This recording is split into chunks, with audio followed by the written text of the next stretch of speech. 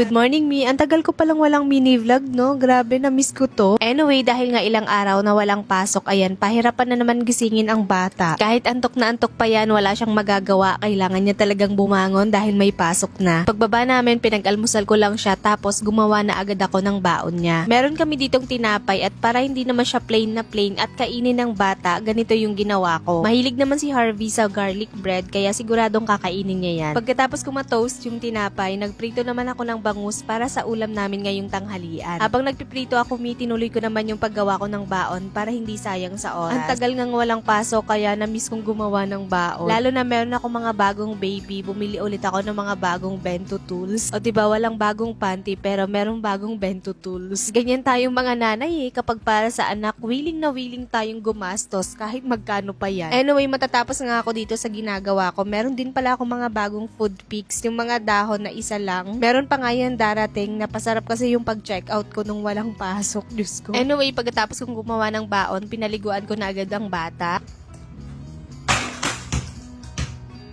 Tapos ayan, kakaligo lang, nagbabasketball na naman. Para sa mga bago dito sa aming page, ayan, napakahilig talaga po ni Harvey magbasketball. Habang nagbabasketball siya dyan, naghahain naman ako ng lunch namin. Pagkatapos namin kumain, pinag-toothbrush ko lang, tapos umakit na kami kasi magbibihis naman na siya ng uniform. Plinansya ko na nga pala lahat ng uniform niya, kaya hindi na ako magpaplansya ngayon. Minsan kasi sa umaga na ako nagpaplansya bago siya pumasok kasi mahaba naman yung preparation namin. Dadalhin na nga rin pala namin yung books kasi pinapadala yan kapag Thursday, tapos ibabalik naman kapag Monday. Nagbihis nga lang din pala ako, tapos pagbaba namin nilagay ko na yung baon niya sa lunch bag niya. Kumuha nga rin pala ng medyas si Harvey at sinabi niya na siya lang araw ang maglalagay habang may ginagawa ako dyan. Nakalimutan ko lang kung anong ginagawa ko dyan. Basta hinayaan ko na lang siyang gawin yung gusto niya, Mi, kasi kung hindi, away na naman yan. Nilagyan ko na nga rin pala siya ng mga stick-ons na nilalagay ko sa kanya, yung antivirus at yung citronella na panglamok. Yung antivirus nilalagay ko sa harap, tapos yung citronella naman sa likod.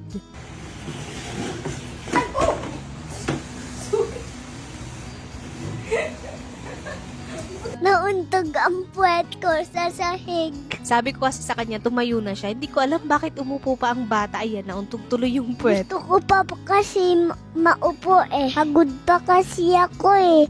Gusto ko pang maupo eh. Anyway, dinalagyan na ako na mama ko na shoes. Punta na kami sa school. Aalis na kami. Wala pala kaming payong.